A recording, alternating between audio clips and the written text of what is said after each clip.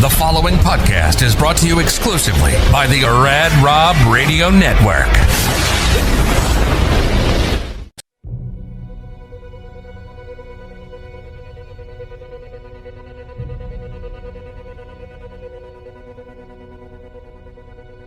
Welcome to the Leadership Evolution Podcast, where we explore what happens after the build. I'm Luke Mickelson, founder, leader, and someone who's walked through the challenges of growing an organization, letting go, and learning how to lead in a completely new way. This podcast is for founders, executives, and leaders who are navigating growth, identity, and the tension between control and legacy. Because building something great is only the beginning. Learning how to evolve with it, that's the real work. Let's dive in.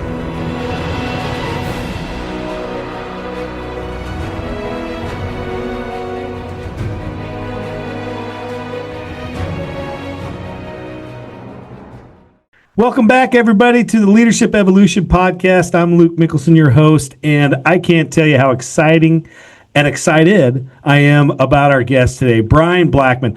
I don't know if you know this guy. If you haven't been to his TikTok account, go check it out. I'll have it in the notes here. He has got an incredible story. I don't want to steal it away, but let me tell you a little bit about him. He is the founder of Crab Crew Life, a high accountability transformation platform built to help people move beyond survival mode and create lasting change through disciplined action and authentic accountability. His journey to leadership was forged through extraordinary adversity, including addiction, homelessness, and the difficult process of rebuilding his life from absolutely zero. Rather than relying on motivational slogans and quick fix solutions, which we all do sometimes, Bryan developed a structured methodology centered on daily execution, personal ownership, and behavioral consistency. What began as his own path to recovery and transformation, his evolution into a global community where individuals challenge one another to become stronger, more resilient, and more international leaders. Today, Bryan is passionate about helping others break free from limiting beliefs, embracing responsibility, and discover what real leadership looks like. Not in theory, but in practice. His work serves as a powerful reminder that leadership begins with leading yourself first. Bryan, welcome, yes, my man. Sir. What an introduction. Oh, hey, thanks. We can. I want you to introduce yourself more. That's more the point. You've got an incredible story, and yeah. So let's kick into where are you right now? Where are you in life? Well, right now I'm in Huntington Beach, California, where I live. In my little studio, got some guitars and cameras and green screens in here, and yeah, man, just working through life, and I'm kind of taking a little time off right now from the live stream. Mm-hmm. I've been doing it for about 2 years now, and I just needed a little break from that to work on more of the transformation experience and the website stuff I'm doing right now. Sure, yeah. And where did this start? I mean, let's take us back. Like, where did you grow up, and how did you end up in the situations you were? I'll try to make that as quick as possible. Sure, I know, there's a long story there. Yeah. Well, I grew up in Fort Worth, Texas. Oh, yeah. A loving family, a really loving, supporting, caring family. That from a young age, I come from a musically inclined family as well. And from a young age, watching MTV with my dad growing up, I saw the bands in the 80s, the hair metal bands, living this life in Southern California, on Sunset Boulevard, and the sex, drugs, and rock and roll that was promoted at that time hit me like a ton of bricks at a really young age. And that's all I wanted to do. And I fulfilled that in such a way that, not to rock stardom, but I did the sex, drugs, and rock and roll. You just forgot the stardom to come with it, right? Yeah. Yes, sir. Yes, sir. I definitely did that. It really got started my freshman year of high school. I'd already tried beer at a party that my aunt and uncle were having when I was sent to go live with them. My parents had just recently divorced, and I was already getting into a lot of trouble. So they thought moving with my aunt and uncle might help calm me down, but it didn't do just that. So I remember trying a beer at that point, at that party, and for some reason, it washed over me, and I felt this peace. I've always struggled with strong emotions. It's just my DNA, just my genetic makeup. I just didn't understand what was going on internally. And I fought to not so much fit in, but understand who I was and who I am at that time. And so when I remember drinking that first beer, man, it just, like I said, it washed over me, and I felt this internal peace, and I didn't understand what that was or why. And about midway through my freshman year, the high school parties come into play, and started drinking and smoking pot, and that led to everything else. It led to the coke. It led to the heroin. By the time I was in I was going out of the 10th grade into my 11th grade year, I was already doing LSD and, everything else. And then the heroin hit, and that became a huge part of my life. I went to my first rehab around 17 or 18, right after my senior year. And from then it just spiraled. It became a way of life. It wasn't so much that it was fun. I mean, don't get me wrong. It was fun for many years, and I lived it up. It just got to a point where it was the only thing that I knew. Right. And going through this, I didn't understand that or know that, I didn't even think about it. Like, I would go to rehabs. I would get in trouble with the law. I got in a lot of trouble with the police and went to every jail in the Fort Worth, Dallas area, and then ended up in prison right before my 30th birthday. And 2 years before my 30th birthday, got out right before my 30th birthday. And I did whatever I needed to do during those rough times to get what I wanted. I would get sober for my mom or my family, to get off probation, to get off parole, for jobs, to get a job, to hold the job, and everything I did was just very selfish, right? Because that's what we do in our addiction and our alcoholism. And when we're only thinking about ourselves and feeding what it is that we need to keep us even getting out of bed, or keep me getting out of bed, everything became very selfish. And so I went through all of that, and then, I was in a really toxic relationship with this girl in Dallas, Texas, and she and I both got into a lot of trouble. And when she ended up going to jail, I had met an old friend that had just moved back from LA, and I just graduated from the Art Institute of Dallas for an audio and video degree. And we got to talking, me and this girl, and she said, "Look, I've got some contacts out in LA. You're not going to be able to do anything with your degree, in Dallas. Why don't you, if you really want to go, let me hook you up with a friend of mine." And so that's what happened. I came out here and visited him, and hung out in Venice and Malibu for a weekend. Went back home to Dallas, and just started making a list, man, of everything that I needed to do to get out here. And I had a lot of debt to pay. I had some really rough things to get through, but I did it all the way down to, I had a little hatchback car, and it was like a little hybrid. I was like, can I even fit a U-Haul to this thing? How much gas is it going to cost to get from Texas to California? It was like front and back of this notebook. And for a year, all I did was work on it. Some months I didn't do anything. Some months I got 2 or 3 things done. And a year later, I found myself packing up my apartment in North Dallas and putting what I could in my car that I thought I would need, and the rest in storage.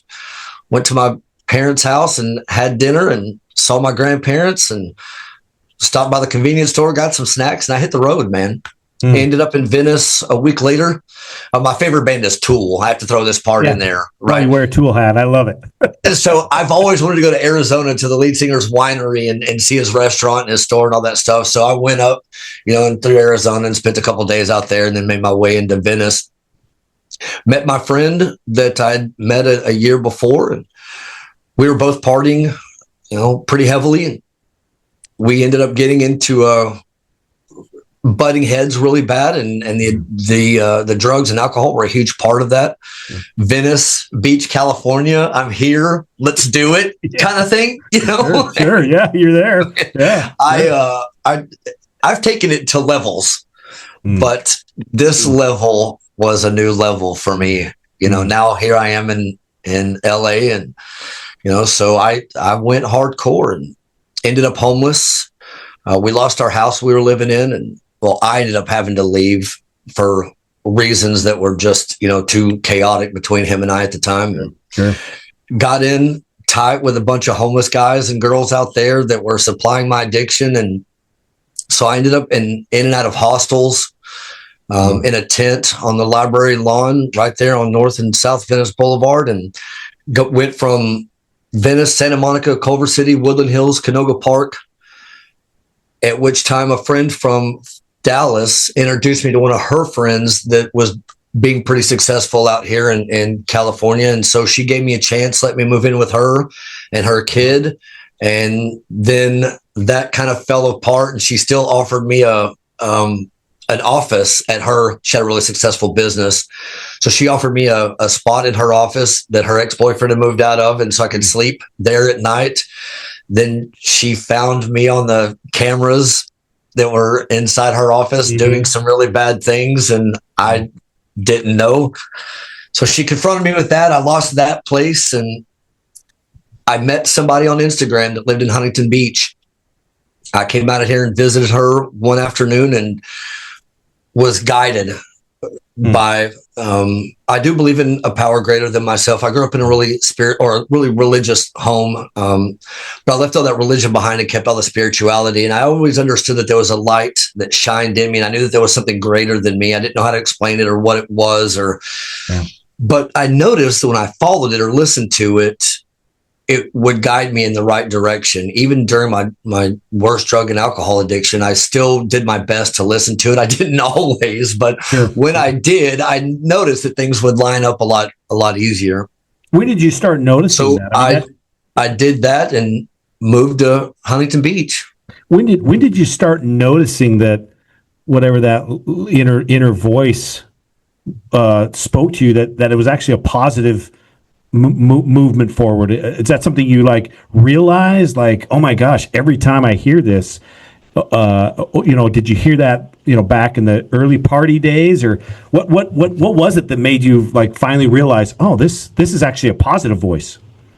When it kicked in, I don't really know. That may have been within the last couple of years. But for instance, I would go to a high school party and I would get this gut intuition, oh, something bad's about to happen. Cops are about to show up. And every single time, I mean, every single time it happened.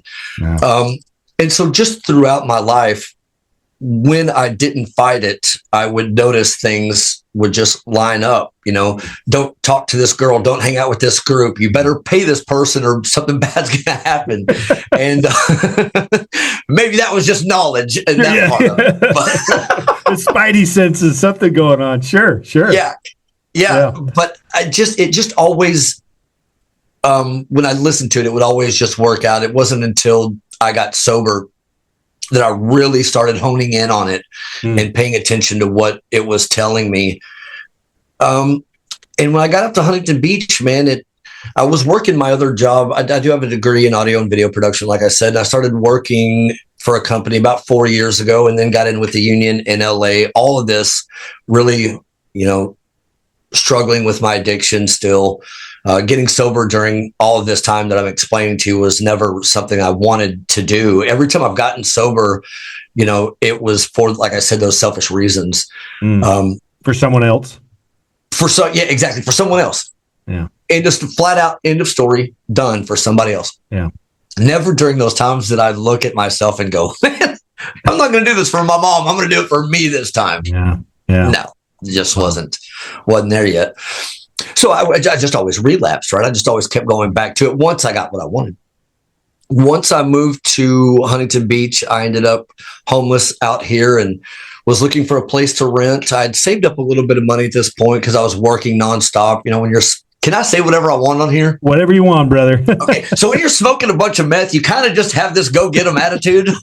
Sure. Okay. Sounds good. I mean, it doesn't sound you have good. this abundance of energy, I should say. Sure.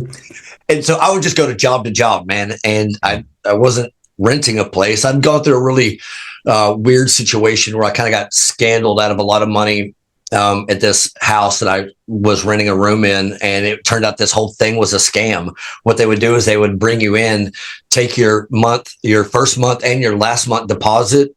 And I was there for 3 months, and then they would come in, the owners of the place, and hand you an eviction notice, say that you did whatever. Sure. But they messed with the wrong person. I got on the phone with some attorneys quickly, and it just so happened the attorney that I talked to had family from Dallas, Texas, saw my 214 area code number and was like, "Hey man, you from Dallas, Texas?" I was like, "Yes, sir." And so he helped me out. Awesome. Got all my money back. I didn't want to get into a hotel or do anything. So I kept this money, and that's why I ended up sleeping in my car on the side of PCH and anywhere I could just fall asleep for a little bit in Huntington Beach. And somebody told me that I should start downtown and just look for people's signs in their yard, because around here they like to keep it local. So they'll put signs in their front yards of rooms to rent. And I was really struggling to find any place online until somebody told me this. So that's what I started doing, man. Every day I would come back to Huntington from LA, and I just started up and down the numbered streets here close to downtown. And it was either the rent was just way too astronomically high, like just crazy, or this is one of my favorite realizations that I had throughout this process, is that I used to tell everybody that, I just didn't vibe with the person. So it just didn't work out for me. Sure. After I got sober, I realized that it was me walking in going, "Hey, so like you got a room for rent? Yeah. Like, who am I going to be with? Do I got my own shower? Reeking of whiskey and vodka." I'm not sure your vibe was what they were looking for either. Yeah, man. Just guessing here, bro. It wasn't them. It was all me. Sure. And so that happened. And then one day, man, I came across this yard that had a sign in it, and it turned out to be my landlord and now my family member at this point of our relationship. And she was renting a room, and we met. She had told me about her own life. It was just interesting the way we met. Everything just seemed to align. And when she offered me the place, it came not before her explaining to me. Now, she had no idea that I was this, drunken alcoholic. I'd made sure that I'd taken a shower and I put a long sleeve shirt on, because over the phone I knew that she was an elderly lady and I didn't want to scare her and freak her out any more than I might already. So when we met, she brought me in the house, showed me the room upstairs, and then told me a little bit about her 3 daughters out of nowhere that struggled with alcohol and addiction. Her oldest daughter had passed away from a brain tumor. They're not positive whether or not it came from her alcoholism, but that's what happened. Yeah. And then she had 2 grandsons that also had passed away from fentanyl overdoses. Mm. So she's telling me all this in the kitchen, and I'm fighting tears. I'm like, why is this lady sharing this with me? It was just this magical, from a greater place, meant to be purpose. Now, and how old are you at this point? What was that? How old were you at this point? This was almost a little over 3 years ago. So I'm 48 now. So I was 45, 45, I think, roughly. So she, I knew that something special was happening, but she had also told me that she had promised another person that they could look at it tomorrow. Now, my mom and my family were all really close. Now, my mom had no idea that I was, homeless. She thought I was still living in this house the whole time. And she's a big worrier. So I kept, as much from her as I could. She knew that I was still on drugs and drinking really bad, but she didn't know the extent of all of it. So after this lady tells me that she's got somebody coming to look at it tomorrow, she would call me if it didn't work out, or just let me know either way. So I go across the street, I get in my car, I call my mom, and I told her what was exactly going on. And she just started bawling and crying, worried about me. And I'm out here by myself. I've got no help. I've got nobody. But I didn't care about that. I was just excited about being out here, just living life, figuring it out.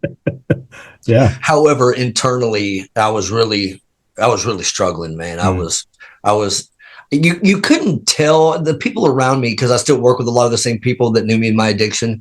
And they were like, man, you are so different than you used to be. I thought I was pretty still outgoing and happy and joyful, but clearly I wasn't.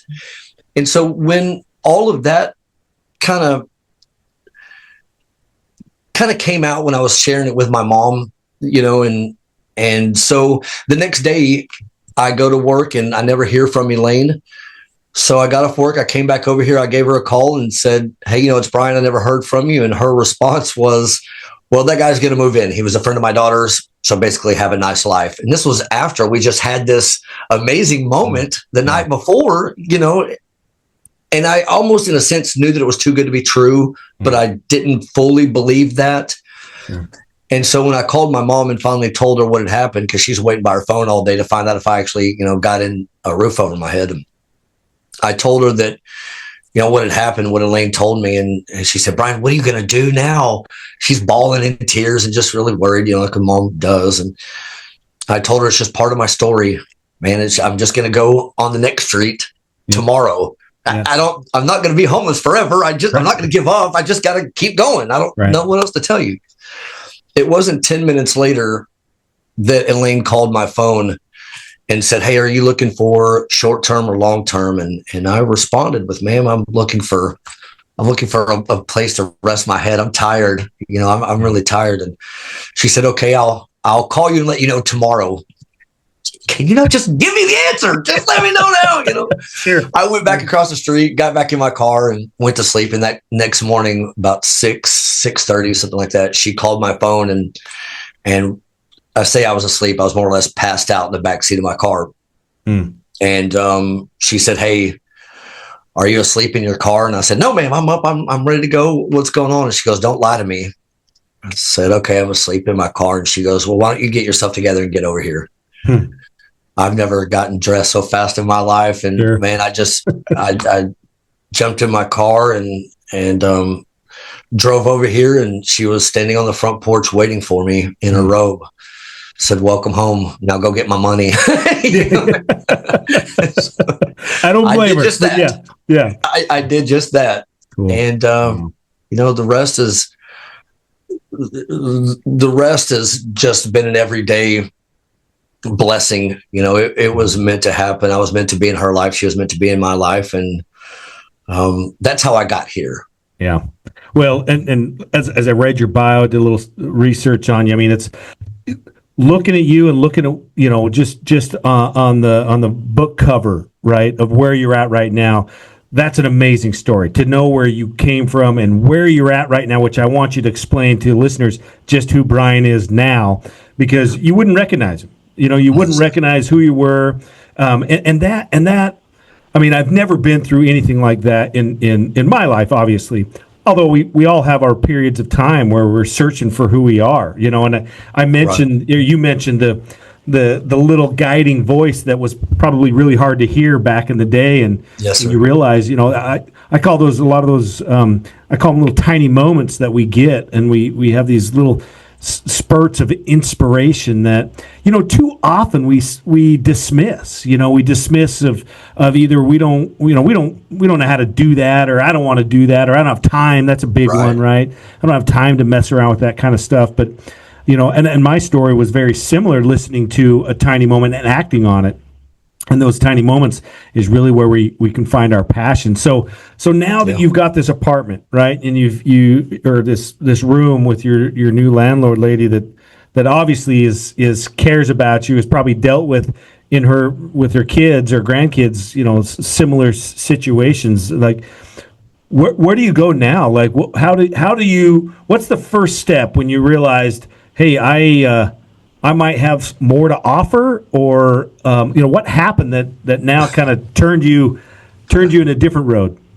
Well, I can assure you that moment didn't happen until I kind of lost track of my last couple of days, but I think it's 892 days of sobriety today. Wow.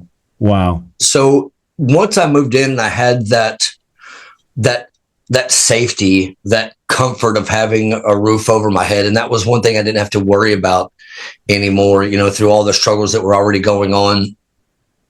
Now that I had a roof over my head, that's when I really secluded myself from the world. I love to be out and about. I enjoy life. I really do. Even though I struggled with being out and about, because at this point, and now had gotten to those internal thoughts of, man, I look like crap. I have this addiction. I can't go out anywhere without thinking about hurry up and getting home, especially like after eating or being out with around people for a while. I was like, I need to get home so I can have a drink and smoke some speed. That was, I couldn't enjoy being out with anybody. So I just didn't leave, man. I would go to work, come home and play guitar here in my studio. And I just secluded myself. And it's not so much that the addiction got worse or the drinking got worse. I mean, it did get heavier, but it got darker. The seclusion, living in my own brain and in this room is when things really started getting to a place of unknown and scared. Scared of the future. I started thinking about, man, what am I doing? And there was a few moments that happened. I met this guy that over a Lamborghini in a parking lot, which is my favorite car, at a grocery store one night. And I was pretty drunk and whacked out. And we got to talking about his Lamborghini. And he shared with me that this is a gift of my sobriety. This man, it's again, one of those moments that was meant to happen. I don't believe in coincidences. In this moment, this man happened to be there over my favorite car and then sharing with me. And I'm sure he smelt it and looked at me and was like, good God, this dude's a wreck. Yeah. That put the first seed in my head of like, man, what am I doing? It wasn't a couple months later that one morning I was brushing my teeth and I looked in the mirror, man, and there was nothing left. That light that I shared with you earlier, when I looked in the mirror, it was no longer flattering. It was beyond not flattering. It was like there's just this empty, lightless shell of a human being and of a spirit. It was just, I saw through it all for the first time in my life. Sometimes I noticed that being drunk and on drugs, like I would look at myself and think, man, you are a rock star. Like you look good. You look great. You look just like you're supposed to look. Yeah. It wasn't attractive, Sure. As much as you want to convince yourself, or I wanted to convince myself that it was, it wasn't. And so the devil on my left shoulder, the angel on the right shoulder, the voice in my head, the voice in my heart, the words that wanted to come out of my mouth, everything inside me lined up at one moment while brushing my teeth and staring into that mirror. And all I heard from that spirit, God, source, creator, love, whatever you want to call it, all I heard internally and throughout every cell of my body was the words, you are worth it. Wow. At which moment, when it goes back to that gut instinct, that gut intuition, when everything in my life lined up at that very moment, I knew that it was time. And that's when I made the decision to do whatever I had to do to move forward with getting sober. I started going to meetings, and I remember I went to that meeting. So the guy with the Lamborghini told me where he got sober at. It's a place here in Huntington. And I just decided to show up one morning. It wasn't that morning. It was maybe a couple months later, because I tried to do it on my own. I went like 7 days, relapse, went 9 days, relapse. And then one day I decided to go to that meeting, and all I could do, I raised my hand when I got there and sat in the back of the room. And all I could say was, man, I'm tired. And I just started crying and met some people, and then realized that my insurance would cover a sober living home, like a detox place. So I checked myself into a place in Santa Ana, which was there for 3 days. It was 3 days, and people just were already relapsing in front of me. They were bringing, drugs in, and I saw this going down. So I called my neighbor. She came and picked me up, and I literally closed my bedroom door, man, and I locked myself in my bedroom for 30 days, kicking, screaming, crying, to the point where when I say the word literally, I mean literally, my fingertips and my toes were bruised because I was on the ground on the carpet, crying and clawing the ground so hard that I was just begging God to take me at that point. I couldn't go any further. I just couldn't. From all of the withdrawals that I've gone through, from the heroin, the pills, the alcohol, the meth. This time was different. I didn't realize how much fentanyl was being used to cut methamphetamines these days. I knew it was happening. I just didn't know how much. So I had become, I never did, one thing that I've never done is fentanyl, right? I never got addicted to that. There was something about that just terrified me, but it was being cut in the meth that I was smoking. And so the withdrawals that I went through, including the alcohol, were excruciating, terrifying actually. But I had told Elaine when I forgot about this part. I told Elaine that I had gotten invited to go on tour with a local band from California, and I was going to be gone for 30 days. I didn't have the guts to tell her that I was going to rehab. I kept it very well hidden from her, and she'll still tell you to this day that she had no idea, how bad I was. So halfway into this 30 days, I knew that I had to let her know something, because I wasn't going downstairs. I wasn't talking to her. Sure, yeah, she just had to know something. She had to think something was up. Sure. Yeah, man, she had to know something was going on. So I went downstairs and risked it all, man. I also risked my jobs. I told them that I had to go, to get help for 30 days. I didn't tell them what for exactly. I just said, and this was one of them was my union job, which I'd worked really hard to get into. And if I wouldn't have been honest with them about what I was doing without the details, just saying, hey, I need to go take care of something for 30 days, they kind of got the idea. Gotcha. That, I would have lost everything, but I risked it all because I wanted to get sober that bad. And so I went down and told Elaine what was going on. And she said that, I love you. You're like my family. Go back upstairs, do what you got to do, and I'll be here, Oh, that's incredible. Hey, everybody. Listen, I know this is kind of weird. We're back. This is kind of round two. Bryan and I, we got cut off, some technical difficulties and things we're working with. But, hey, we're back, and we're on track. The first part of Bryan's story is amazing. And Bryan, I'll tell you, I've never actually interviewed anybody that's went through what you've went through, and it's I'm speechless, to be honest with you, not knowing like what that would be like and how, how someone pulls themselves out of that pit, which is amazing in itself. But you have far more than just this amazing story to share. And you've as you come out of this, you're building something that's very powerful for those that are in need of it. And so I want to dive in. Why don't you tell us what Crab Crew Life is all about? It's so an interesting fact. When I started developing this and looking into it and trying to understand this moment of this crab gift on TikTok that this lady had sent me, and explain what that is, Bryan. What's a crab gift?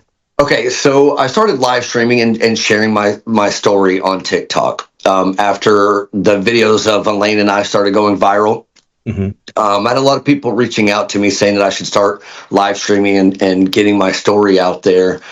So that's what I did. I didn't really want to do it in the beginning. I just enjoyed making videos and, again, was working at my job in LA. But I started doing it, and it started gaining some traction, and the same people kept showing up, and it became a morning show and like an evening show. And I always started from the Huntington Beach Pavilion area. And so there's always people out there watching me and, kind of hanging out. And the people send virtual gifts on live streaming, and that's how it turns into money, and that's how people make money, is through gift giving on TikTok. Well, I'm standing there, and this lady named Kari sent me this crab gift, and this crab comes and dances on your head, and its little pincers go off, and I had just yelled out, "Oh, Kari gave me crabs," right here in front of everybody. Right. And it just turned into this thing, man. And then people started sending it to me. And so I would yell out their names and accuse them of giving me crabs on TikTok. And next thing I know, my P.O. box that was on my TikTok bio, I started getting crab gifts from all over the world. I mean, anything you can imagine, keychains to socks to boxers to T-shirts to custom T-shirts, just beach towels. All this amazing stuff was happening with a crab. And so I started doing a little research. I was like, why is this happening? This moment, again, it was that intuition to dive further into something that I just started following and leading myself into this discovery of what a crab really is. And let me ask real quick before you move on. When you go down to the pier and share your experience, right, on TikToks, on your live streams, what were you trying to accomplish? What impact were you trying to accomplish for your listeners? No, it makes sense. Got it. Nothing. No planned agenda nothing. there. Dude, I was feeding squirrels on PCH overlooking the ocean with some nuts in my hand. Dude. I love it. With 7 people watching me. I had no idea what I was doing. I didn't know how any of the functions worked. I didn't understand any of it. I just hit that go live button and I just kept doing it. There was no mission, no preparation. It was simply just talking. Gotcha. Cool. That was it. And then it just started to develop from that point on. True. So I started digging into a crab. Come to find out, they're super resilient. They're adaptive. They understand that there are obstacles in life that they can overcome. Sometimes they do just sit, right? And then sometimes they can move sideways, forwards, backwards, but they don't let life stop them. And whatever they have to do to figure that out, to get over that obstacle, they figure out. So I found that super interesting. And when I started thinking about it, I was like, well, that's how I've had to become in my own sobriety, right? I've had to learn how to become adaptive and resilient. And then I started thinking further into it. Well, I've had to be resilient and adaptive my whole life, especially in the drug and alcohol world, and moving out here on my own, living in a tent and, going from place to place and city to city that I didn't know anybody, I didn't know anything about. And so I had to overcome a lot of obstacles without really realizing that's what I was doing in the process. Sure. It just happened to be that in my sobriety and doing a little research on a crab, did I start understanding a little bit about the process that I was going through.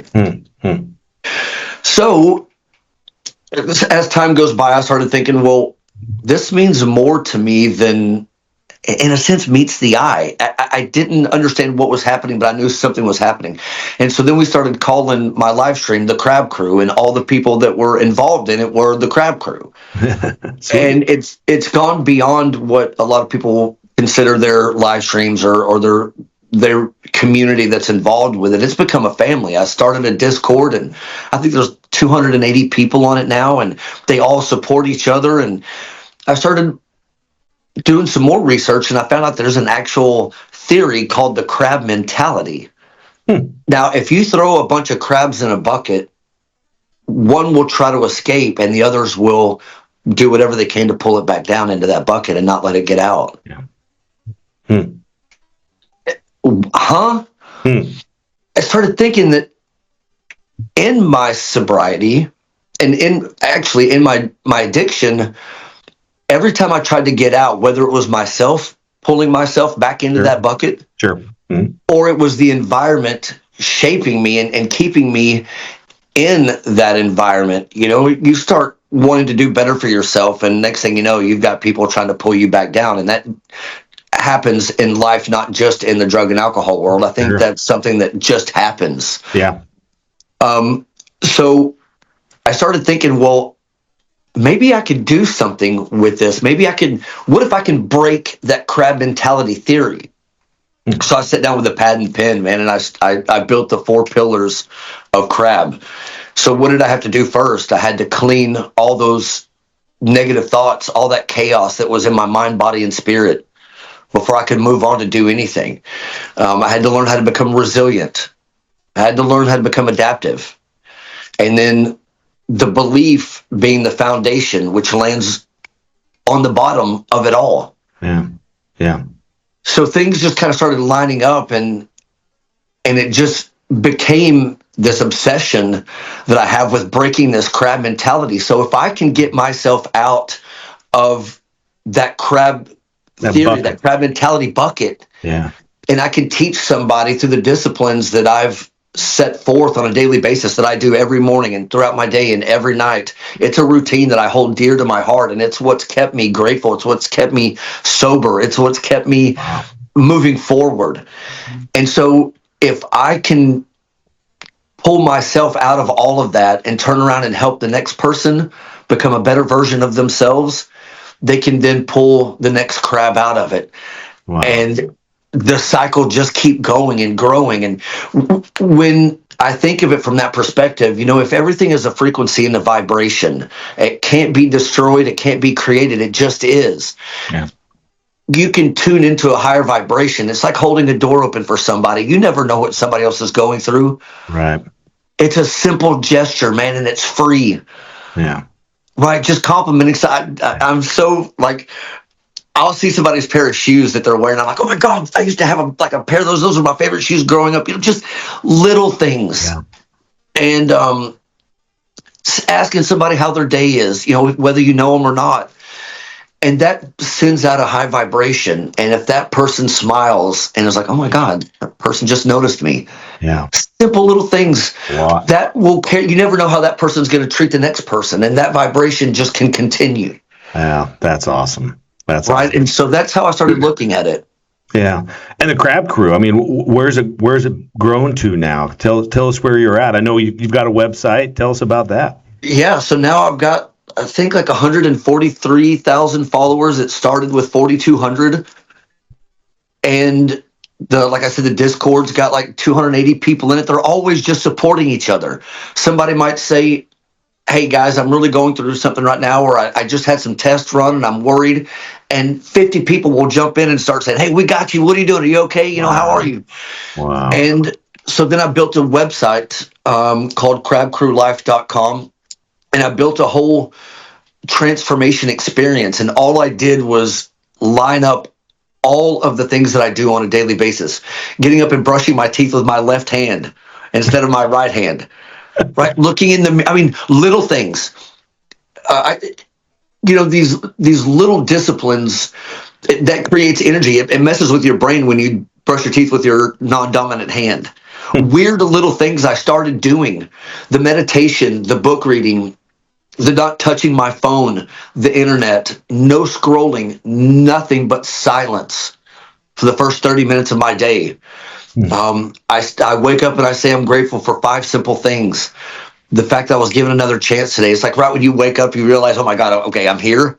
Yeah. You get that conscious all right, what's today going to bring? And before I start thinking about any of those things, I've really taught myself how to just stay grateful that I've got another chance at life today. Yeah. I've got a roof over my head. I've got shoes on my feet. I've got clothes on my back, and I've got food in my stomach. Once those 5 things are complete, everything else is just a bonus. And that doesn't mean that everything is going to be perfect and great that day. That doesn't mean that obstacles aren't going to come your way, but how are you going to be resilient and adaptive to it? There are ways to do that. And so I just started writing every single step that I do throughout my day and how I've trained my brain to look at life as just an experience. Mm-hmm. And I truly believe with all of my heart that even the things that we think are bad or against us, I don't look at life that way. I don't look at it as something is against me. My brain doesn't work that way. It used to. Sure. Not anymore. I look at it as, okay, what is this showing me? What is this building in me? Yeah.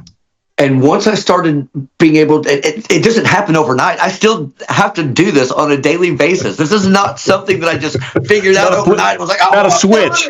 Right. It is a daily, sometimes minute by minute reprieve, man. But I'm so hyper focused on creating such a joyful, peaceful, gratitude place inside. You ever heard the term "as within, so without"? I haven't. Okay, so what you create on the inside is what the world will reflect back to you. It's called also the mirror effect, right? If you create a joyful, happy, peaceful place inside, it all starts within. Yeah. And if you want to even take it back to the Bible, which I'm not a person that talks about religion, that's not my thing. Sure. But if you want to take it back to that, even God said the kingdom of heaven is within you. Sure. So when I think about that, I really start doing what I can to understand that it all starts with me. All right. I can't do anything if I'm not a full glass of water, let's say. Right.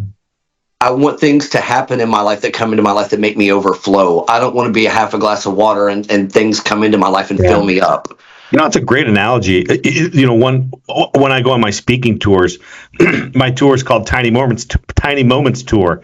And the reason why, it all kind of boils down to the same thing, exactly what we're talking about. When I tell people, listen, if you want true joy in life, stop looking at yourself, and see how you can help someone else out. Service, basically. And when you talk and compliment and say, just smile or say hello to someone, that's a small act of service. And when you look at that, what does it do to you personally, right? You don't know what's going on in that person's life, and you don't know how you're helping, but you do. You send this frequency, this vibration, this energy out to them. Right. Something that you're emanating, which is what you want, right? Exactly what you said. What's going on inside is going to reflect outside, and I also believe that's what you attract to yourself. Right? Absolutely. You want good energy, exude good energy, right? But I think what happens when you do this, when you say hello, or when you do an act of service, and you follow these little tiny moments of inspiration of, hey, that person, for whatever reason, I'm getting this spidey sense that they're down a little bit, or they could use a little high five or whatever, right? So you go and do it. And what that does for you, in my opinion, is it puts you in a mindset so you can look at problems that you might have in your life. Because, service and saying hello to someone's not going to cause your problems to go away. Of course not. But what I think it does is it allows you to put yourself in a environment or a state of mind where you have a different perspective. So when you now look at your problem, it's kind of like us human beings. We have this amazing, horrible ability to, when we have a problem, when we don't face it, right? It's a monster in the closet that's as big as Mount Rushmore. I mean, we create this huge monster. It seems so heavy. It seems so big because we haven't faced it. We haven't opened the door and looked at it, right? We just know it's there. Well, when you do an act of service and you do exactly what you're saying, I think what happens is you open that door because you're in a state of preparation or mindset or whatnot that I can now face my problems. So you have this confidence, and then you look at this problem and you realize, this isn't as big or as heavy or as bad as I thought it was. And so I think it puts you in this perspective where you can have joy, where you can actually look at what seems like a horrible, terrible event that just happened, right? I just got a car wreck or I don't know, my boss yelled at me, and you go home and you're depressed about it. But then when you get in the right perspective, you can look at it and go, you know what? I think I learned something today, right? Or I think I can do better tomorrow, or there's a silver lining here. And I love how you said it, because that's exactly what I try to emanate to people as well. I teach them to try to act on these little thoughts of inspiration. There's so much noise in our lives and around us every day that when you do see the shoes and you get this thought to maybe say something, but you don't, right? I think that's because you haven't practiced it. And I love the thought of meditation and getting yourself centered before your day even starts.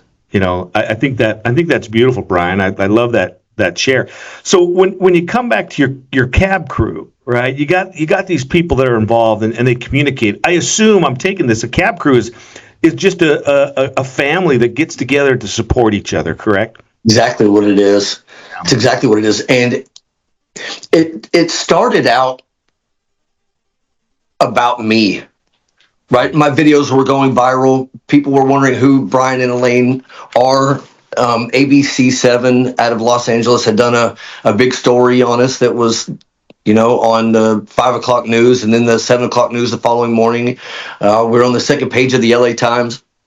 And so, it started, I think it had hit 23 million total views at this point.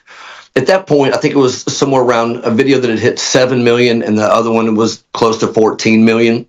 Wow. And so everything was just going crazy. Right. But now, fast forward, it's not about Bryan anymore. And that's the special thing about it, is watching people from all over the world. Mm-hmm. know each other and communicate with each other and help each other out. And that just blows my mind. Yeah. And without sounding, cocky, it's just, sometimes I sit back and I think, I created this because I got sober and I realized that I had a mission. There was something else that I needed to do with my life, but I didn't understand that at the time. Yeah. I didn't know. All I knew was that I wanted to get sober. It just so happens that by me getting up every day and making that decision to stay sober, started building these other awesome moments and community and then family in my life without me understanding until just recently did I start understanding that this was turning into a movement. Yeah. And that is something I'm really, really proud of, and I'm excited about it. And when I truly sit down and just think about what it is that I want, I just want to help, man. I love helping people. I love putting smiles on people's faces. I love, if you get off of my live stream or you get done watching one of my videos, my goal is, when you're scrolling, you'll look up and it's been an hour and you're like, man, what the hell have I been doing? Yeah. If you watch my live stream for 10 minutes or for the full 2 hours and you set your phone down and you sit back and you go, man, I haven't laughed that hard all day or in a week or in a couple days, whatever. Or maybe they stopped and looked at their life from a different perspective. Yeah. You mentioned something interesting, like the car wreck happened or your boss yelled at you. We look at that just by human nature as a bad thing. Right. But how do you know that there wasn't let's just call it God? How do you know that you were stopped immediately from something tragic happening? Right. Yeah. How do you know that your boss didn't yell at you because he believes something in you and sees something in you, and that's his only way of getting you out of your own head and focused on it from a different perspective to get you motivated? But it's just taking the time to breathe and stop for a second and go, okay, it's not that bad. And I'm guilty of it too. I will look at situations and make a molehill out of an anthill. Yeah. And that's and the hard part of it, that's stinking hard. We all want that. I mean, as you sit here and tell the story, I can imagine all the listeners right now is like, yeah, of course, Bryan. I everybody wants that. Everybody wants to see the silver lining in every dark cloud. But why can't we? What is it about us and human and life and humanity, whatever, that makes it so hard for us to not look past this big black, wall in front of us, or see the absolute negative part about this, and that's where I think we have a very similar take on it. It's something we work at every day, right? It's something that needs to be practiced. It's something that just doesn't happen overnight, right? And I know, like, the approach that I talk about and share is through service, and you're very, very similar, right? Taking an introspection of yourself before the day even starts. Get yourself right, right. Which is great. Crab Crew, what an amazing idea. Great community that helps not only, I would imagine, people that are in suffering from sobriety or addiction, but I mean, there's multiple addictions, right? There's multiple things out there that people suffer with that they can find solace. What do you want these listeners to know and take away today as they've just maybe discovered what Crab Crew is? What would you like to offer them that you think they can get just specifically from you? Well, first of all, you never can figure out what somebody's going through unless you're willing to listen. Mm-hmm. Right. You have to find out what it is that makes that person tick. This isn't, for me, it's like you go to rehabs or churches or groups or whatever. They always have this motive of here are our rules, and if you don't follow them, you're not going to get anywhere. Well, I don't work like that. My brain doesn't operate like that. Yeah. So it's, to me, it's like going to a rehab. All the rehabs I've been to, you would have very few counselors that had actually been through a drug and alcohol addiction of their own. A lot of them they have degrees and plaques on the wall. And that's fine and dandy. I'm not saying I can't learn anything from how my emotions may have been entangled with all this from a super young age, and how that could have developed over time and caused me to keep doing these same things over and over. But without first finding out where somebody's really at and getting them to believe in themselves that they too are worth it. Yeah. You're worth taking the time. You're not too old. You're not too dumb. You're not too skinny. You're not too fat. You're not too gray-headed. You're not too computer savvy. It's just all of these things that we've been put into our brains by society, thinking that we have to be and act and live a certain way. Live the way that makes you happy. Right. And in turn, you can make the rest of the people around you happy. Yeah. And it is a daily reprieve. I don't watch murder movies. I don't watch negative TV shows. I don't surround myself with negative people. I won't do it. I will be by myself and grow before I'll ever put myself in a situation that is going to bring me down in any way, shape, form, or fashion. I don't have time for you. I don't. You're not welcome in my space. Yeah. At the same time, being there for somebody to help them truly understand that life is short and we never know when that last breath is going to be taken. You can change. You can pull yourself out of the depths of hell. And I'll be right there with you. They're not rules. They're guidelines. It's a proven way. People ask me all the time, how do you stay so joyful and just like smiling all the time? And I'm like, look, here's how. Yeah. Here's how. Yeah. And it's not always easy, man, but another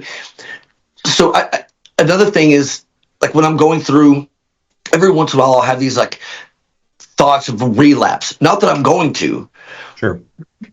Or that I want to, but sometimes I'll look at people like downtown Huntington Beach. I'm like, man, why can't I just have a beer and just go on about my day and have some fun with some friends? I can't do that. Right? My body doesn't work that way. My genetic makeup doesn't work that way. So in those moments where I struggle, which is not often anymore, but when it is, I look at it from, I would much rather go through this and appreciate this hurt and this struggle and this fear and this anxiety right now, rather than make that choice and risk it all, because it will all come crashing down in a heartbeat. And it doesn't have to be through drugs and alcohol. It can be just from depression. It could be from just the negative chaos that you've put in your brain for so long. And to me, it's just finding out where somebody's at and listening to them, and letting them know that they're worth so much more in the short time that we have here. Yeah. Bryan, you're an inspiration, brother. This podcast is focused a lot on the leadership evolution of either personality, persons themselves, businesses as they grow, how we infuse to our missions and to our companies, and then that diffusion, right? That de-escalation, it becomes an inner struggle for people, and I just think, your process, your method applies to anybody, especially if you're going through something like founder syndrome, where you're feeling detached from something that you cared for and loved so much, your company, your organization, the people that you worked with, right? You're feeling disconnected only because this business and this idea, Crab Crew grows and grows and grows. There might be a time where people might not even know who Bryan is. Right, in Crab Crew, and those which is amazing. That means it's huge. It means it's successful beyond your wildest dreams. But there is always that inner connection, that inner fusion that happened. Crab Crew started because of you. It started. You are Crab Crew, right? You're the center of it right now. And as that de-escalates or decentralizes from you, which is what you want, there's those feelings that are hard to deal with and hard to understand. And your process is to be able to work with that. And your example of pulling out, literally changing your life from what was hell, and going down that road to where you're at right now. It's just an inspiration. It really is. Bryan, where can the listeners find you and learn more about you? crabcrewlife.com. crabcrewlife.com. It's got a how about TikTok? Where we can find you on TikTok? That too is just Bryan Blackmon. And from the website, all my links and social media and stuff are on there as well. Sure. So yeah. Everybody listen, do yourself a favor. Go check it out. The website's cool. I love your font on there. Oh, thanks. It's pretty badass. Thanks. But no, it's, go and check them out. And Bryan, you're an inspiration to everybody. I appreciate it, man. Thank you. Super glad to have you on. And hey, I'm gonna keep an eye on Crab Crew. I'd love to see the growth. And I just watched your video with your landlord. What's her name again? Elaine, that's right. Hosing down the guys from the beach. Oh, that was pretty funny. What started it all. That is literally what started it all. That's pretty funny. Yeah. Well, thanks for being on, and thanks for sharing and being thanks so for the time, personal. man. I appreciate it.